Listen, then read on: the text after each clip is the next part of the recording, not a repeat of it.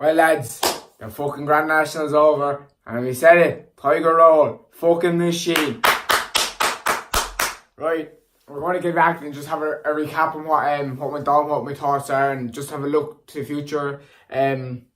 Look, just from Aintree, just to start off, actually, away from Aintree, there was a bumper winner there yesterday. I think it was in Ferryhouse, Gypsy Island or something. Jay's boy, she won it well, or it, or we'll say it, we'll call it it, because I don't know if it was a mare or not.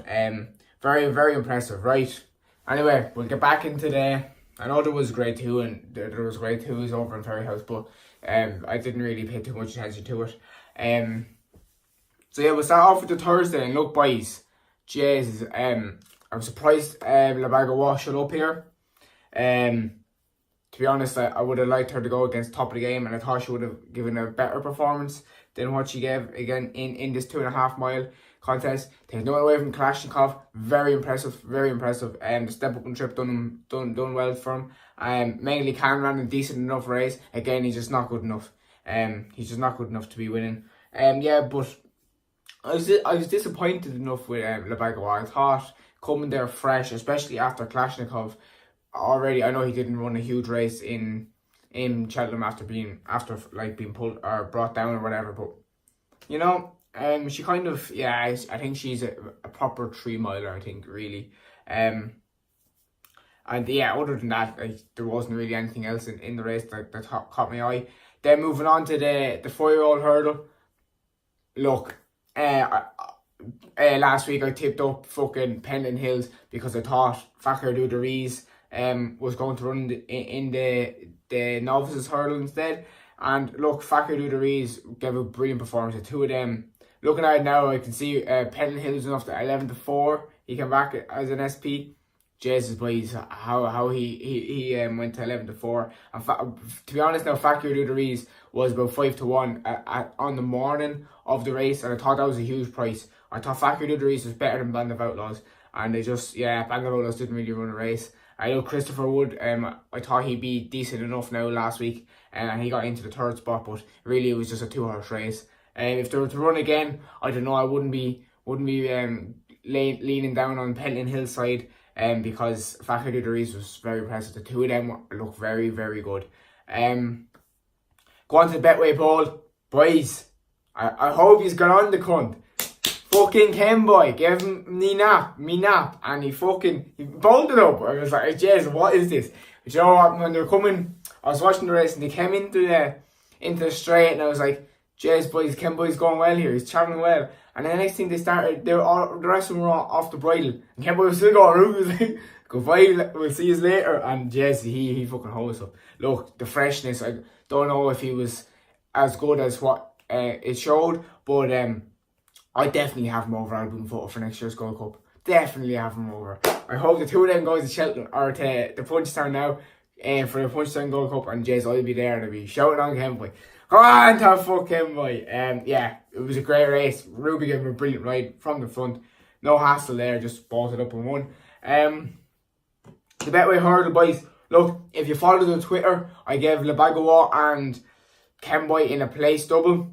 I was going to do Boover there, but then I was like, actually, he is kind of a 2-miler. Boover there is a 2-miler, and I can see why they put him in this. He has won the race before, but not at this quality. And let's be honest, boys, Super Sunday, I know he won the race and all that, but Jesus, he's not better than Boover there. You can't have him over Boover there. They were very slow. They were very tired, like coming to the last, and was kind of like a plod in the race.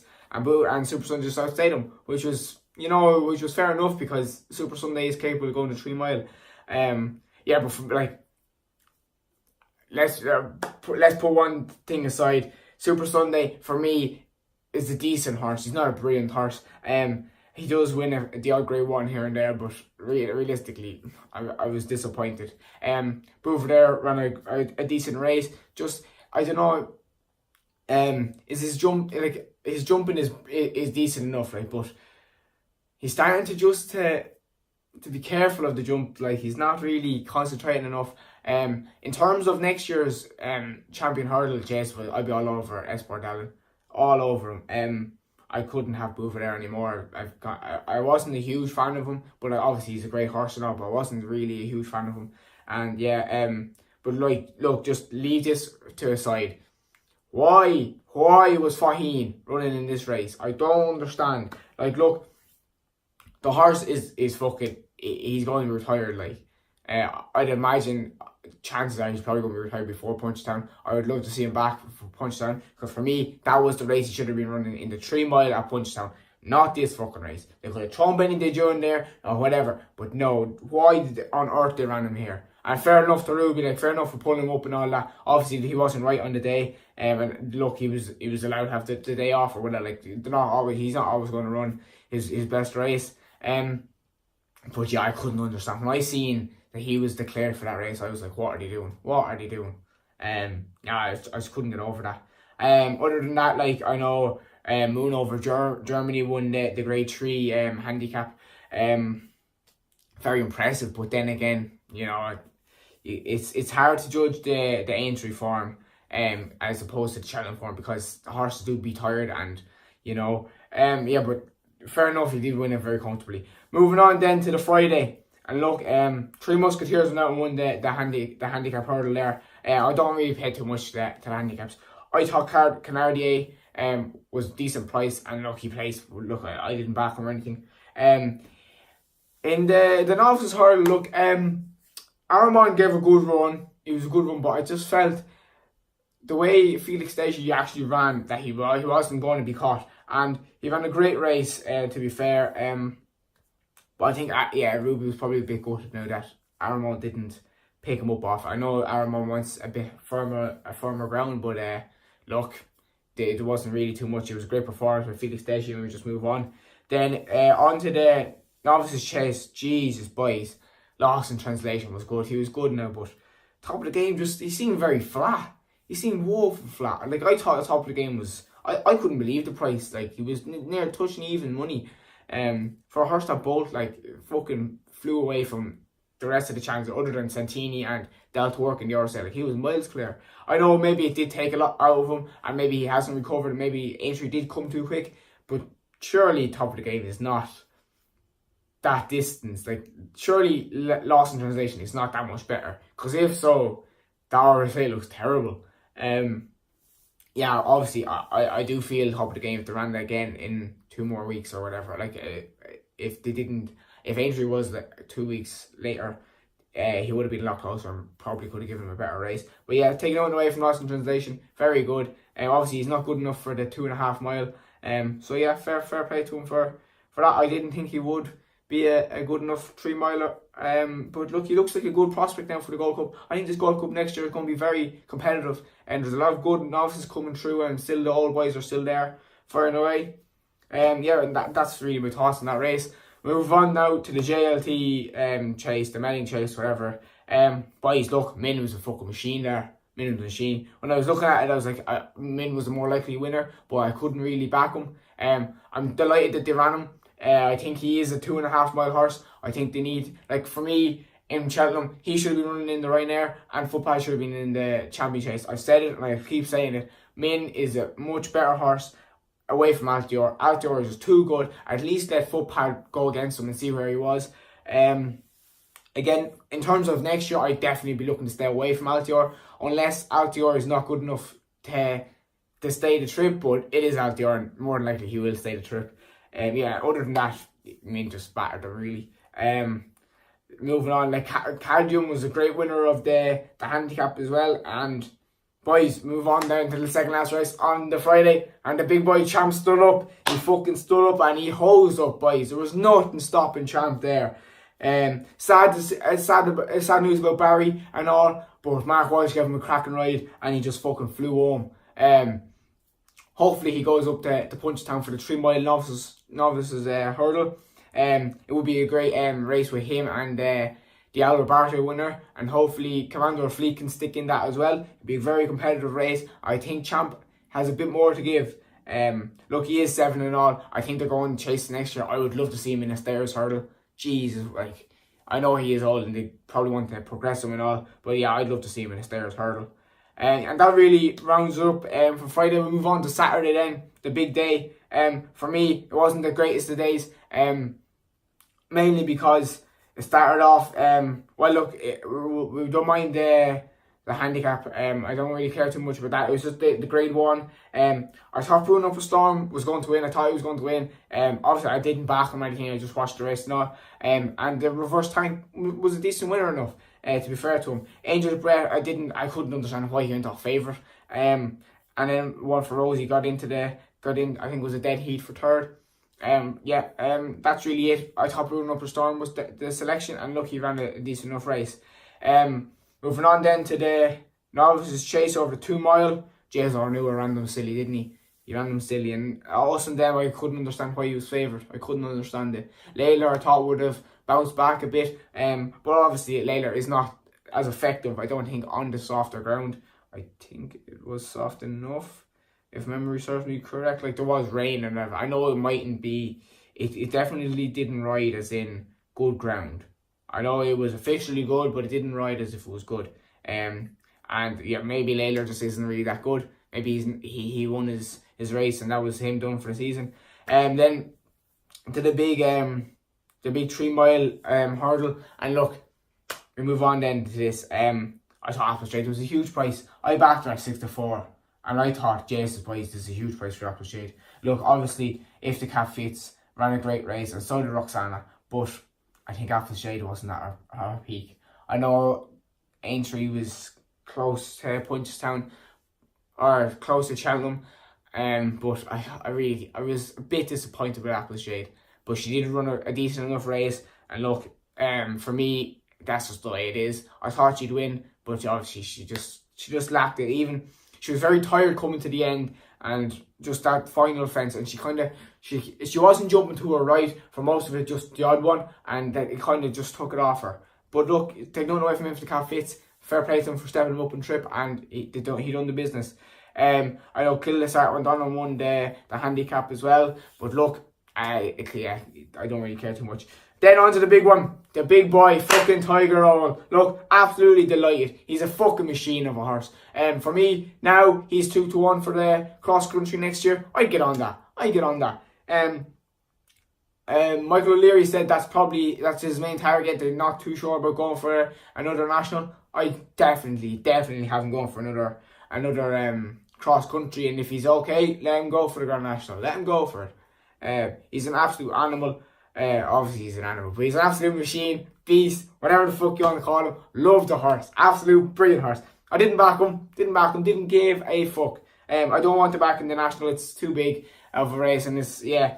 Just in terms of the national, for me, I feel it's going to be changed very soon. I think I don't know, it's terrible to hear about Up for Review. He was a good horse. He was really coming back into himself, and that's the way it is, I'm afraid. But I can really see a few changes being made to the Grand National in a few years' time. Maybe they might look at the less of a trip, maybe just a 4 mile, or maybe they might narrow it down to 30 horses. I don't know. What are your views on the Grand National? For me, I love it. It's a great race to watch and all, but it is very hard for the horses. It is very hard on the horses. I know most of the horses are bred for it and all this, but yeah, actually, in terms of this, at